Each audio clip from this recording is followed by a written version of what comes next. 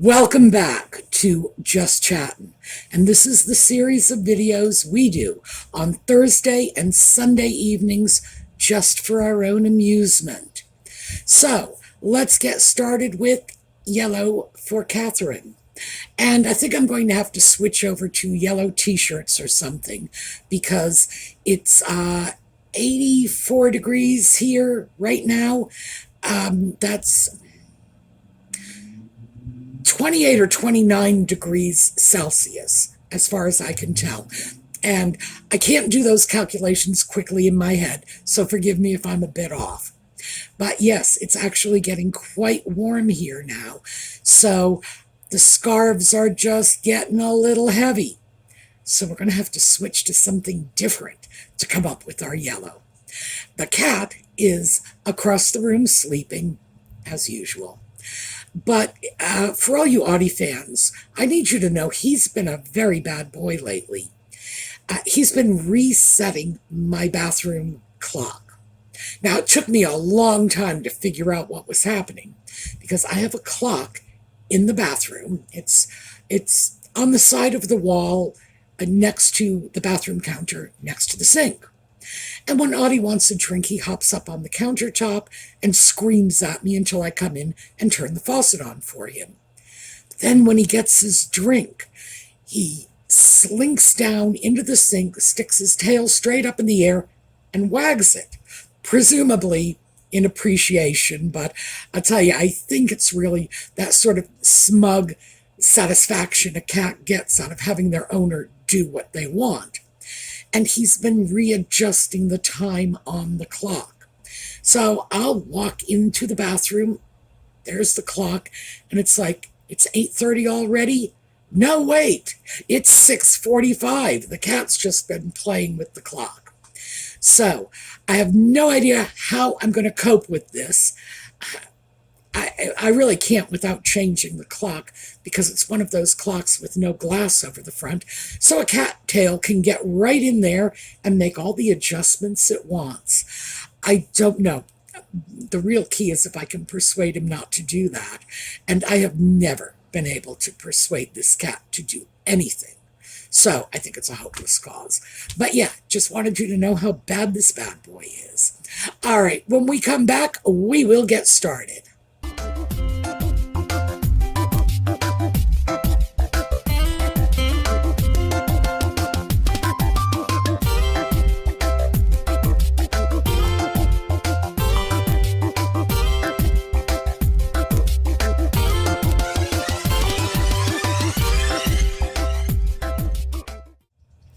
Well, we have a little bit of sort of low-grade background noise to put up with because I do have a fan on, and it's a lot quieter than an air conditioner, but still, I do know it's making a little noise. I'm not sure how we could cope without it, though, so thank you for your patience and your indulgence. I thought we would start by talking about some of the weird rumors that are circulating. And I find them weird because I don't think there's a lot of truth in any of them.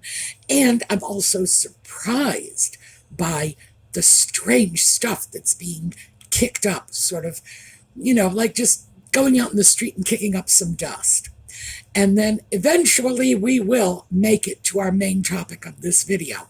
But we're going to start with, it's apparently been confirmed that Harry is going to the UK for the Invictus Games, which I think is probably a surprise to absolutely no one. Of course he's going to show up. He considers this to be his baby, and he's going to run with it. Now, of course, we've already talked about this. Many people have already talked about this. No, it's certainly not his baby. He didn't come up with the idea. The idea was developed in the US for the Wounded Warriors. The Invictus Games back in the UK was developed by the Palace staff, and originally it was something that he and William shared together. But the sock puppet is taking credit for it because he has absolutely no problem taking credit for all kinds of things. He's recently gotten some fire for handing out awards to U.S. soldiers, which I think universally everybody agrees he shouldn't be doing. But these are not government awards. These are private awards, and it appears to be by some periodical, and I'm not going to get into that because I don't want to bring any backlash onto the periodical. In all likelihood, this is the same way they have come by all the rest of their high-profile publicity stunts. They probably wrote out a check from Archewell, of course, because they don't spend their own money on this. It's other people's donated money that they use to feather their own nests. In this sort of tit for tat, I'll give you money, you let me take all the publicity by handing out awards. Well, the backlash for this that has come out has been because for some reason, while the sock puppet was handing out awards to U.S. soldiers, he decided it was appropriate to wear all of his own medals that were given to him by his grandmother. Like, hello? I mean, come on. And you have to expect backlash. These are not American awards to begin with. And even if they are motorcycle, sunny day. So yes, we're going to see a lot of that. Even if they were British awards handed to him by his grandmother, they were not service awards. Apparently only one of them is a service award, and that is for going off to Afghanistan and playing his video games out there, which I suppose is considered by some to be award-worthy. But what can I say? The rest of the awards were awards that the Queen and now Charles can just hand out for attending the Jubilee and whatever. So they're not even legitimate military awards. He's just wearing this stuff. And yes, there is a backlash because it is finally beginning to dawn on the American people that this is old world monarchy stuff that is not relevant to us here.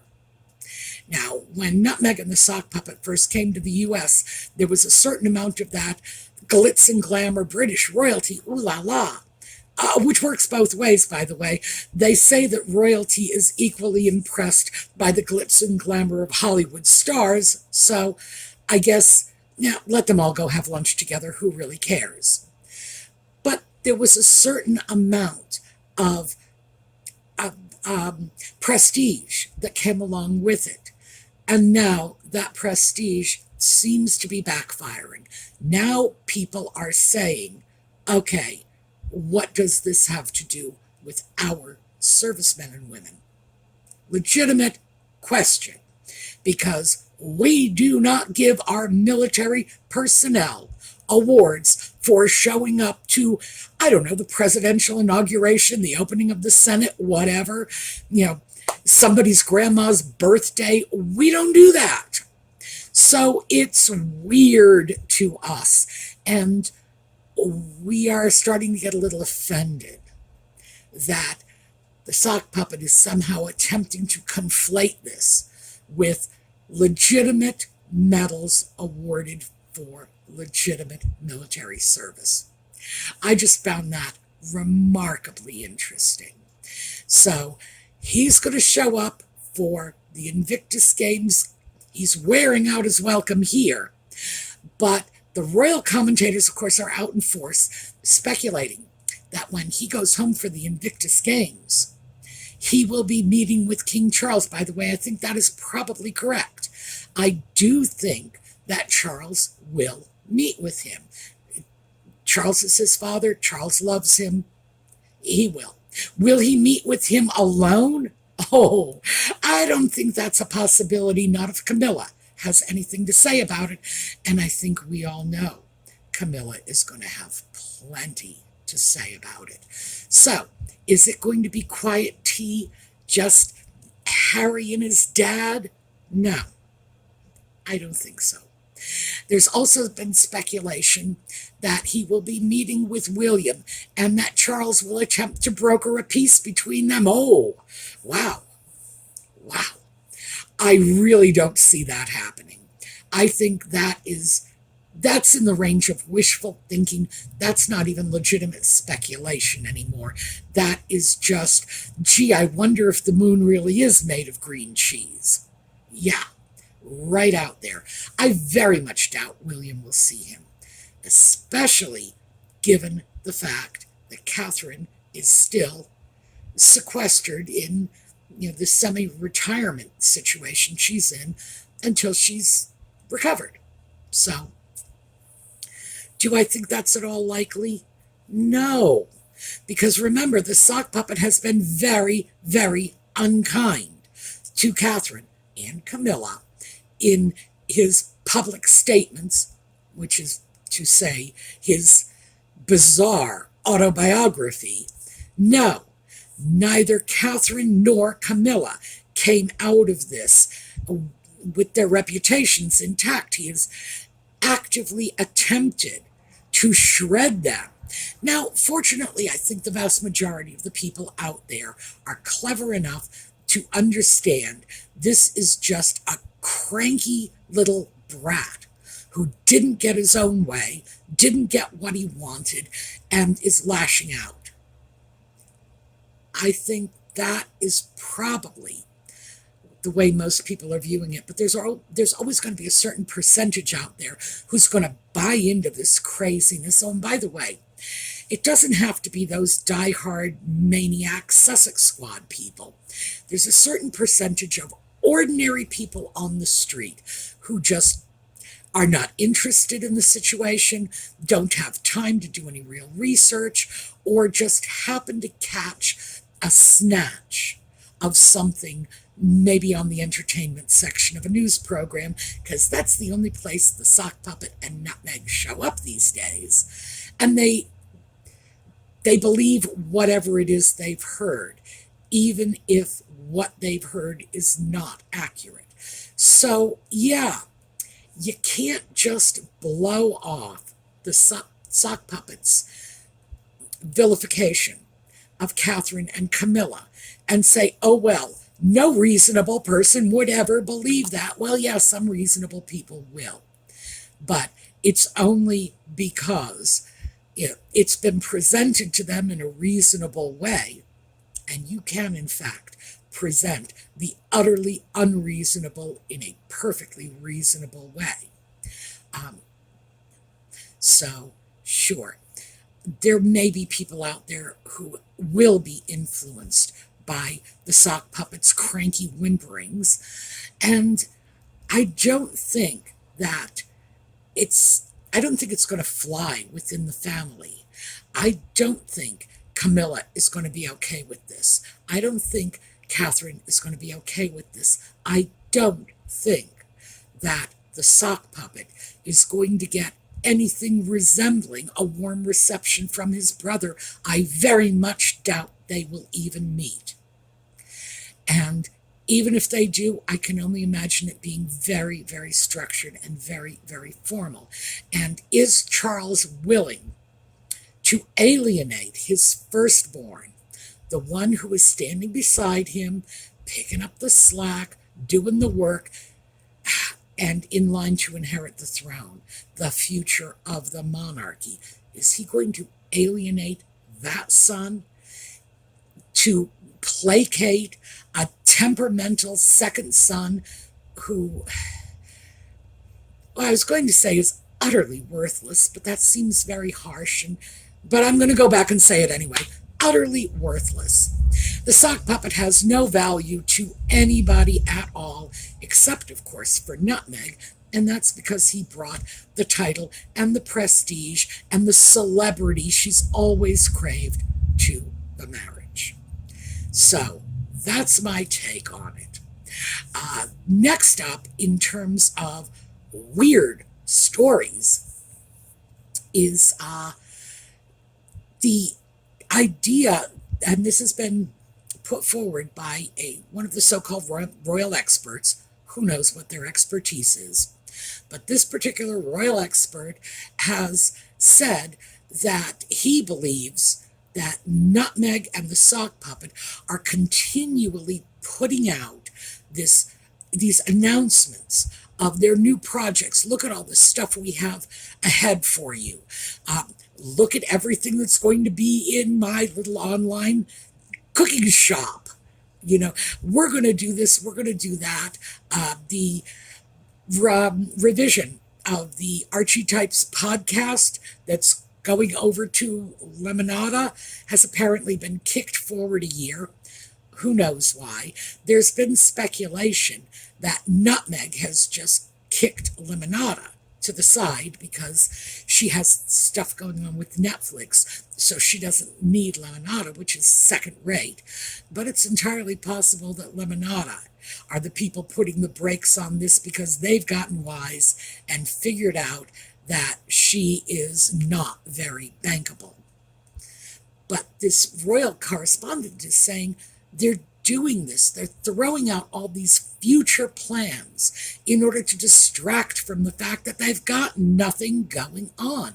Nothing is happening. They're not doing anything. So the way they disguise that is by saying, look at everything we're going to do.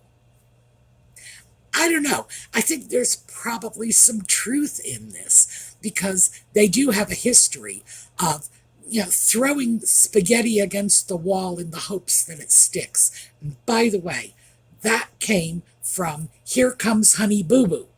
So when the sock puppet and Nutmeg are reenacting scenes from Honey Boo Boo's show, they're in deep trouble. Oh, and that reminds me, all of this stuff, by the way, as always, all the stories I'm drawing this from are linked in the video notes below.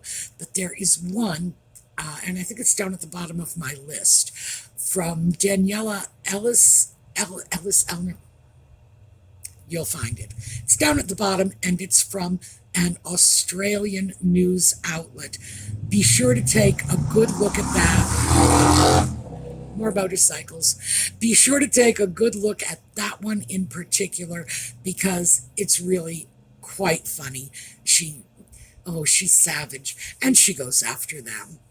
The other one, the one that's farthest down on the list, is a facetious article. I put it to the bottom of the list because I didn't want anybody to take it seriously. I wanted you to understand that's comedy, but we'll get to that next.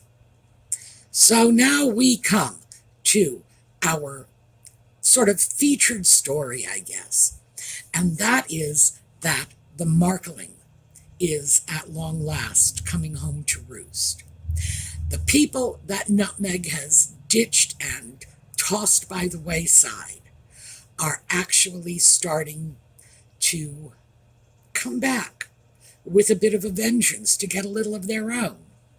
And this had started with Gina Torres back at the beginning of the year when she made a comment regarding some Suits revival that she and the rest of the cast didn't have Nutmeg's phone number, making it very clear that even though Nutmeg had previously described them as being like family to her, that yeah, they really were like family. She ditched them along with all the rest of the family she ditched. And I think that was probably the first crack in this. I don't know. These people that Nutmeg has just dumped along the wayside have all been pretty gracious and not really spilling the beans to everyone when in fact they probably could. But since then, we've got things like Nanaki Pretty coming out and saying, well, she just got too big for me and left me in the wayside. And apparently, the major catalyst for her break with Pretty was that Pretty was unhappy by the way Nutmeg markled Trevor. So we're seeing this pattern here. And most recently, the big diss has come from Sophie Gregoire Trudeau. And this, frankly, has been a long time coming. Gregoire, I assume she's going by Gregoire now, Gregoire or Gregoire Trudeau, because she and Justin Trudeau have separated, has recently said that she really doesn't see much of Nutmeg, and that despite Nutmeg's claims that they were great friends, Gregoire is giving the impression that no, they're not. I think the simple reality on this one is that Nutmeg found the idea of chumming around with a high-profile Canadian politician and his equally high-profile wife to be very useful to her until such time as she bagged the sock puppet, at which point, the Trudeaus were yesterday's news. They were not invited to her marriage to the sock puppet. Either one of them, either the real wedding or the mythical wedding she had in the backyard 3 days earlier. Trudeau's didn't get an invitation to either. Her Suits family, as opposed to her real family, did get an invitation to the wedding, but not the evening reception, because they weren't as close to her as total strangers like George and Amal Clooney. Somebody needs to explain that one to me because I still don't get it. But regardless, they were markled at the wedding. And Nutmeg, for some reason, continued to speak about this relationship, talking about how Sophie Gregoire had sent her all these encouraging texts and inspirational messages when she was pregnant. Which, to hear Gregoire tell it now, is probably not really something that happened. And it's interesting because one has to wonder what Nutmeg was up to in touting a relationship that had pretty much ended with no invitation to the wedding. Remember, Justin Trudeau was Prime Minister of Canada at the time. So it wasn't just a question of ditching someone that Nutmeg claimed to be her dear friend. It was ditching someone who was married to a head of state for a Commonwealth nation. And I was surprised at the time, and I do remember this, surprised at the time that this was an event that didn't stir up more media interest. Why the media wasn't looking at this, that these people were not just, the Prime Minister and First Lady of Canada, that they were allegedly such good friends of Nutmeg, and they didn't get invited to the wedding. So this was an old Markling, and now Gregoire has just come out and said, well, we barely knew each other. What can I say? And we are seeing loads of this sort of thing. And as I say, it started off with Gina Torres in January. The Nanaki Pretty conversations had been resurfaced in March. I believe the initial conversations were earlier, in which she discussed the fact that she got markled along with Trevor when Nutmeg was working on Suits and moved on to bigger and better things. And I think this is one of my predictions, that we are going to see the fat lady sing, metaphorically, of course, because we're talking about Jessica Mulroney, who is definitely a very svelte and stylish woman. When Jessica Mulroney decides she is going to strike back for the Markling. Because if you will all recall, Mulroney got markled when a social media influencer had started complaining that other social media influencers were not coming out in support of the Black Lives Matter movement. And a lot of people weren't. And people don't come out for social movements for a wide variety of reasons. It could be, right up there with people like Candace Owens coming out saying, I don't like this is a bad deal. And she's actually done a documentary about it, saying that Black Lives Matter was a disaster from the beginning.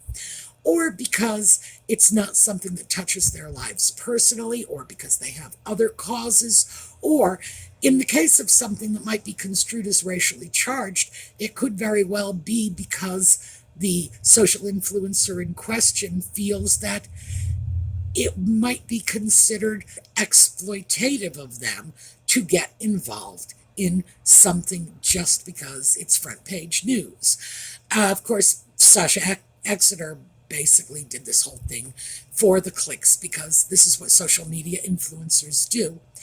And Mulroney and she got into some email exchanges that, in the end, I have to say, it was very ill-advised of Mulroney to even acknowledge this. But she did, and it hurt her professionally very badly. I do not think she was bullying, as the allegations have claimed. I don't think she was bullying. I think she just shouldn't have spoken. She should have just left it alone. But be that as it may, that's my opinion. And I don't write her scripts for her. But that was the point at which Nutmeg dropped her cold. So, yeah, eventually, I think Mulroney is going to have a tale to tell, and I think that's going to be the one we'll be waiting for. But other than this, yeah, the people who have been markled are getting out there and fighting back in their own quiet way. Just, I don't know her, like Gina Torres. I don't have her phone number. Sophie Gregoire, we hardly see each other. Yes, they are starting to pull the plug on Nutmeg's long list of so-called close relationships that were only close when they were useful to her. And I think that is very interesting. All right, that is what I have for you today. It's mostly just a recap of the latest gossip and whatever is going on.